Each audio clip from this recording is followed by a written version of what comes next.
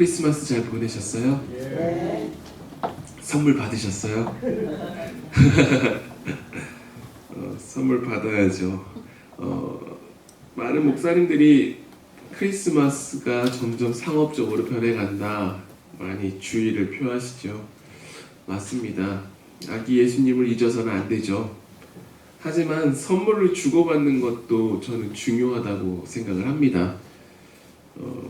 한국의 그 선한목자교회를 담임하셨던 유기성 목사님이 그러시더라고요. 어느 종교 창시자의 생일에, 탄생일에 선물 주고받냐, 그런 날이 어디 있느냐, 이런 얘기 하시더라고요. 생각해보면 그래요. 석가탄신일에도 선물 주고받나요? 그러지 않죠. 뭐 이슬람에서는 어떻게 하는지 모르겠지만 제가 알기로는 뭐 알라가 태어난 날에 선물을 주고받지는 않는 것 같아요. 근데 예수님 태어나신 날에는 전 세계적으로 사람들이 선물을 주고받아요. 교회를 다니건 다니지 않건 다 선물을 주고받아요. 왜냐하면 성탄절은 우리가 선물 받은 날이라서 그래요. 가장 위대한 선물 예수 그리스도를 우리가 아무 조건 없이 받은 날이거든요. 그러면서 선물을 주고받으면서 우리는 그걸 기억하는 거예요. 비록 세상 사람들은 그걸 기억하지 못한다고 해도 그 행위를 통해서 크리스마스는 우리가 무엇인가를 받는 날이구나 라는 걸 모든 사람들이 다 알고 있어요. 근데 중요한 건 우리는 그것을 알려주면 돼요. 우리가 왜 이걸 주고받느냐면 예수님께서 이 땅에 우리에게 선물처럼 오셨기 때문이라는 걸 알려주기만 하면 되는 거예요. 우리가 잊지 않으면 되는 것이고 우리가 주고받으면서 우리가 예수 그리스도라는 가장 큰 선물을 받은 것을 잊지 않으면 됩니다. 그래서 어린이들만 선물 주지 마시고요, 여러분. 여러분도 서로 선물 주고 받으세요. 아이 뭐 그 돈이 그 돈인데 네 돈이 내 돈이고 내 돈이 네 돈인데 뭘 또 그렇게 해. 이럴 수도 있지만 뭐 달러트리라도 가서 조그만한 거 뭐 초콜릿이라도 하나 사서 주고 받으면 내가 이 선물을 받은 것처럼 내가 예수님이라는 선물을 받은 날이지라는 걸 기억할 수 있잖아요. 어두운 세상 가운데 빛으로 오신 예수님을 기억하시면서 2024년 잘 마무리하시길 바랍니다. 오늘 우리가 읽은 이 예레미야 29장 말씀은 유다 나라가 바빌로니아에게 이제 정복당한 뒤에 유대인들이 이제 바벨론이라는 땅에서 이국 땅에서 포로로 살아가던 시기가 그 배경입니다. 세상에 자기 나라가 멸망할 거라고 생각하면서 사는 사람이 누가 있겠어요? 그리고 누가 내가 살던 나라에서 쫓겨나서 끌려와서 남의 나라에 포로로 살게 될 거라고 상상하면서 살아갔을까요? 근데 그런 일이 벌어졌어요. 포로로 잡혀갔기 때문에 아마 많은 유대인들은 바벨론 사람들에게 멸시당하고 천시당하고 그리고 또 뭐 눈빛과 말투에서 상처를 받았을 거예요. 더 나아가서 실제로 물리적으로 폭력도 당했을 겁니다. 가진 것도 없어요. 포로로기 때문에. 내 집은 저기 먼 땅에 있고 나는 여기에 포로로 왔어요. 열심히 일해도 남는 게 없습니다. 앞날도 막막하고 불확실성뿐만 아니라 삶의 희망도 목표도 없는 상황이에요. 내가 언제 고국으로 돌아갈까라는 마음만 가지고 있었던 사람들에게 한 선지자가 말했어요. 하나니아라는 선지자였어요.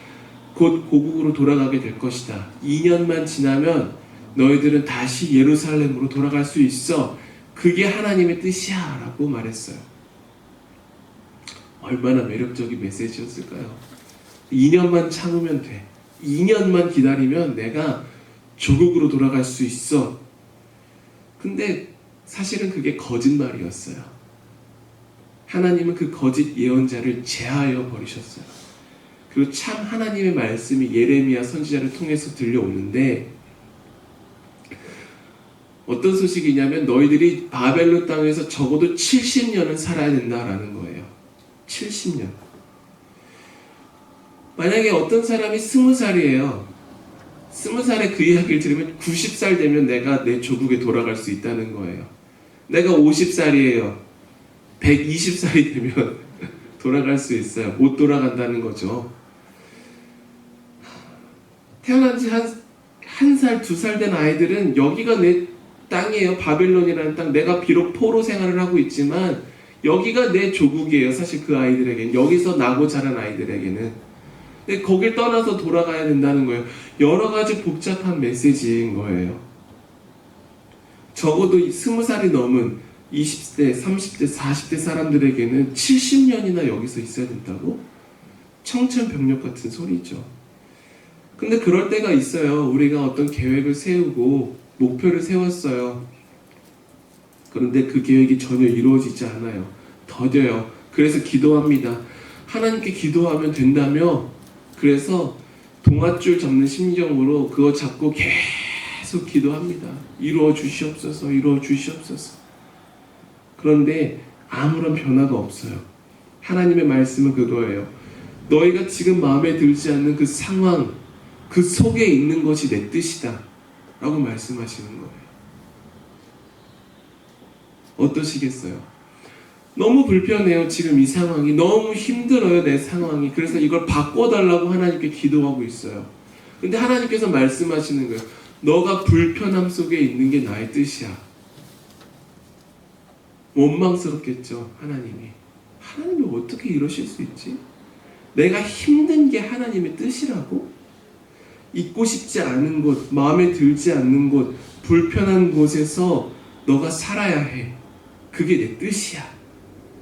너가 지금 포로 생활을 하고 있지만 그곳에서 집을 짓고 텃밭을 가꾸고 자녀들을 낳고 살아가는 게 나의 뜻이야. 그게 하나님의 말씀이에요. 그러면서 하나님께서 말씀하십니다. 너희를 향한 나의 생각은 재앙이 아니라 평안이요 너희에게 미래와 희망을 주는 것이다. 힘든 상황 속에서 살아가도록 하는 게 하나님의 뜻이래요. 그리고 그건 재앙이 아니라 평안이고 희망을 주려는 것이래요. 이 시즌에 이 말씀은 저에게 임마누엘이라는 말씀을 떠오르게 했어요. 아무리 힘든 상황 속에 있다 하더라도 하나님이 내 곁을 떠나지 않으신다는 것이 중요하구나. 내가 불편한 상황에 있더라도 그것이 하나님의 뜻이라 하더라도 하나님이 나를 저버리지 않으시고 나와 함께 하시는구나 라는 걸 떠올리게 했어요. 그렇다면 저와 여러분은 힘든 상황에서 하나님의 약속을 붙들고 있는가 아닌가? 하나님을 여전히 나는 힘든 상황 속에서도 바라보고 있는가 아닌가? 내 믿음을 한번 돌이켜 봐야겠죠. 힘든 상황에 놓여져 있다고 해서 하나님을 저버리는 믿음을 가지고 있는가? 아니면 그 상황 속에서도 힘들어하는 우리를 위로하시고 힘들어하는 상황 속에서도 우리와 함께 하시면서 힘내라고 말씀하시는 하나님을 나는 붙드는 믿음을 갖고 있는가 생각해 봐야겠죠. 제가 어렸을 때 피아노를 배웠어요. 남자애들은 제가 어렸을 때 대부분 태권도 학원 다녔거든요. 아니면 속셈 학원 다녔어요. 근데 저는 피아노 학원을 다녔어요. 그때 참 부끄러웠습니다. 왜냐면 피아노 학원은 여자애들만 다녔어요. 그 당시에는. 그래서 이제 어렸을 때 이사를 가면 어머니가 아직도 기억이 나요. 이렇게 귀를 잡고 피아노 학원에 이렇게 데리고 갔어요. 되게 부끄러웠어요. 나도 속셈 학원 다니고 싶고 나도 태권도 학원 다니고 싶은데 자꾸 피아노를 배웠어요. 근데 어쨌든 피아노를 배웠으니까 계속 연습을 하잖아요. 피아노 치는 게 별로 어렵지 않았어요. 근데 이제 제가 피아노 교회에서 반주를 하다가 이제 제가 계속 반주를 할 수는 없잖아요. 그래서 저보다 동생들도 제가 교회에서 피아노도 가르치고 하면서 이제 피아노 반주를 안 하게 되었어요. 한 4, 5년쯤 지나고 나서 피아노를 안 친 지 오래되니까 손가락이 정말 붓더라고요, 이게. 근데 군대에 가게 됐어요. 군대 갔는데 이제 처음에 자대에 가게 돼서 이제 너 뭐 할 줄 아냐? 교회 갔더니 너 뭐 할 줄 아니에요? 그래서 피아노 칠 줄 압니다. 그랬더니 교회 처음 왔는데 너 오늘 예배 때 피아노 좀 쳐라 이러는 거예요. 근데 안 친 지 오래돼서 좀 연습을 해야 됩니다. 그랬더니 빨리 치라는 거예요. 그래서 막 엉망으로 쳤어요. 그때 너무 부끄러운 거예요. 그래서 안 되겠다. 그래서 그 다음 주 토요일에 미리 교회에 가서 피아노 연습을 좀 해야겠다. 그래서 피아노 연습을 하는데 이게 4부 반주잖아요. 이게 두 손으로 이렇게 쳐야 되는데 잘 안 되는 거예요, 이게. 자꾸 틀리고 피아노 치시는 분들은 아실 거예요. 이게 자꾸 틀리면 그 소리가 참 듣기 싫어요. 이게 연주가 되면 듣기 좋은데 자꾸 틀리면 치는 사람도 그게 듣기가 싫어요.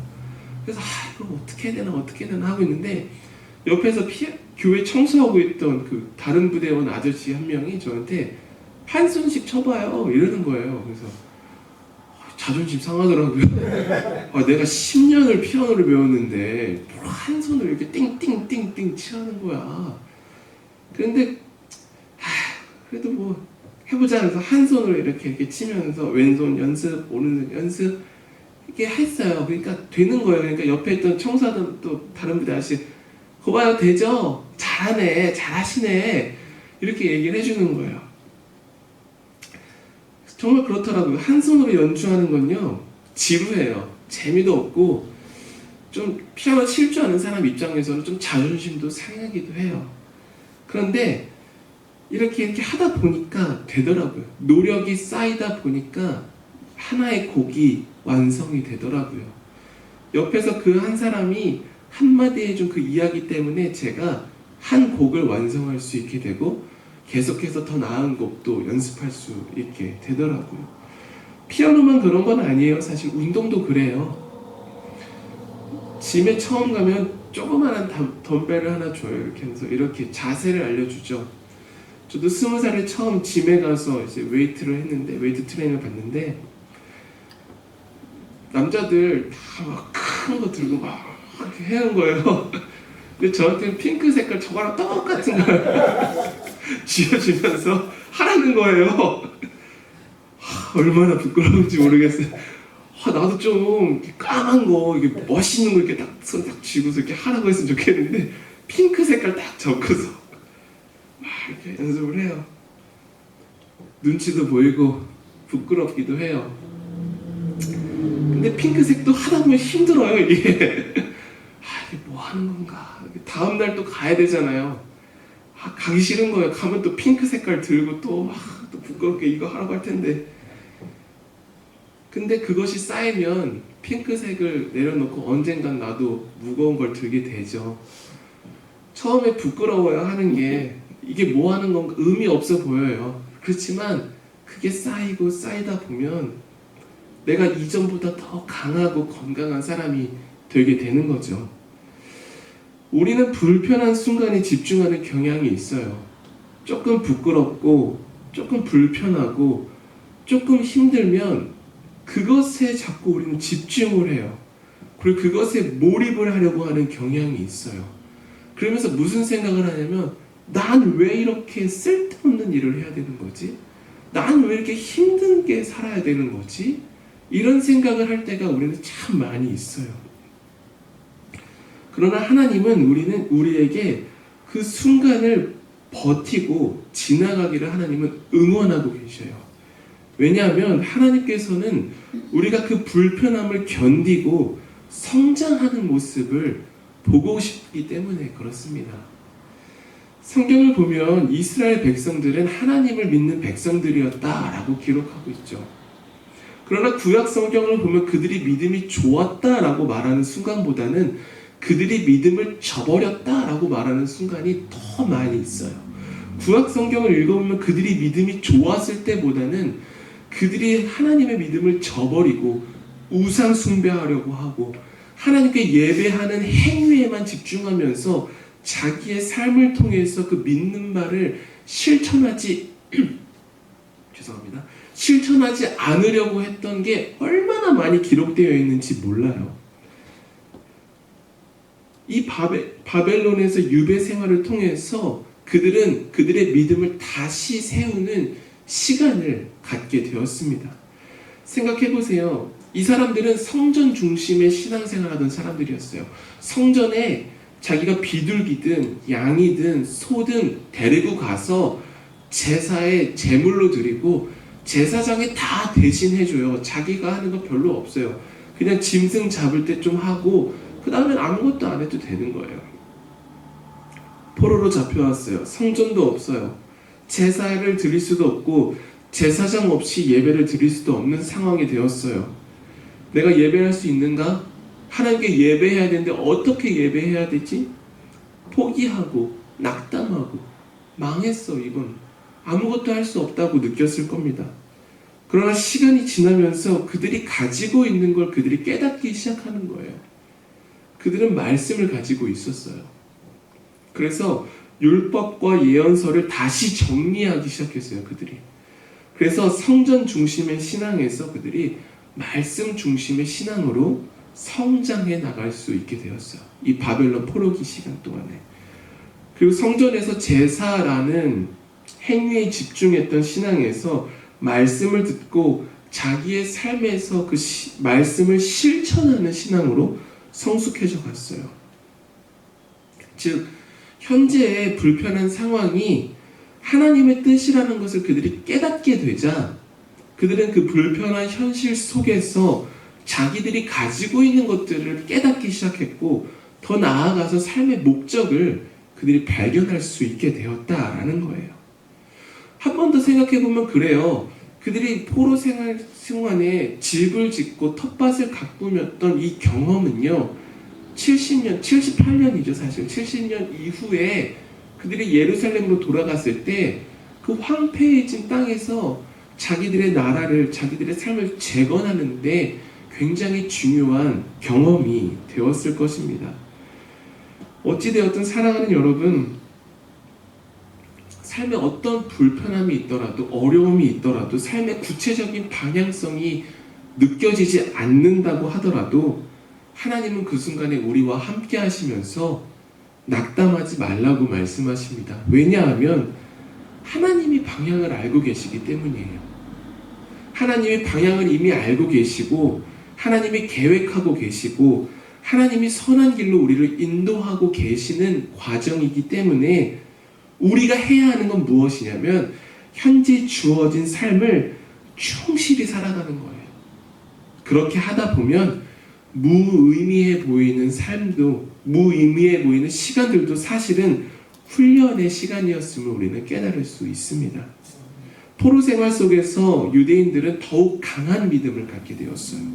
하나님의 사람이라는 정체성을 그들은 가질 수 있게 되었습니다. 우리의 인생에도 바벨론 시기와 같은 때가 분명히 있어요. 원치 않는 직장, 원치 않는 사람들과의 불편한 관계, 원치 않는 사람들과 만나야 하는 순간, 좌절된 목표, 그런 순간과 상황들이 있어요. 우리는 그럴 때 왜? 라고 묻습니다. 그러나 하나님은 우리가 묻는 그 순간에도 우리가 예상하지 못한 방향으로 우리를 인도하고 계심을 믿으시길 바랍니다.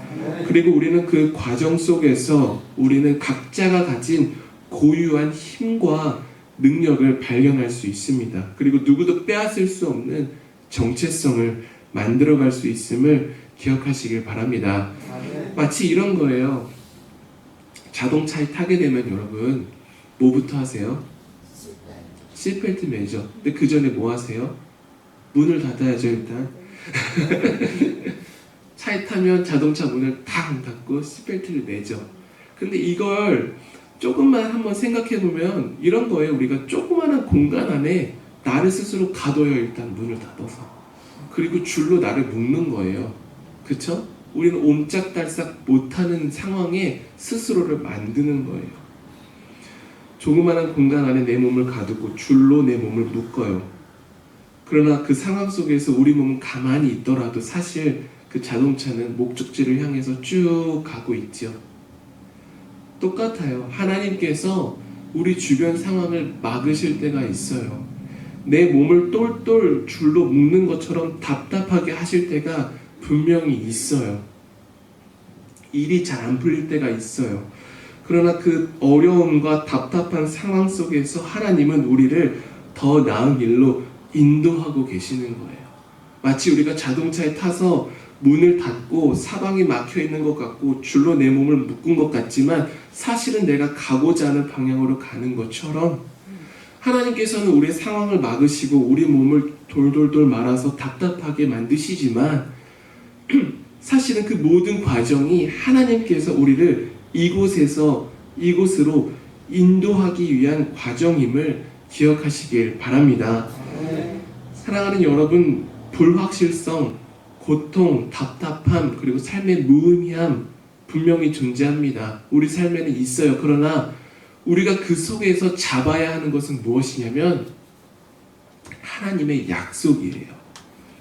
우리는 하나님의 약속을 붙잡아야만 하고 붙잡을 수 있습니다.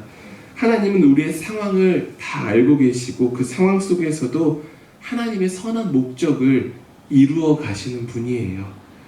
우리의 목적과 우리의 시간표가 아니라 하나님의 시간표 안에서 우리가 살아가게 될 때 우리는 진정한 평안과 삶의 목적을 발견할 수 있습니다. 우리를 향한 하나님의 계획을 신뢰하며 어떤 상황 속에서도 하나님을 신뢰하고 믿고 따라가는 저와 여러분 되기를 주님의 이름으로 축원합니다. 함께 기도하겠습니다.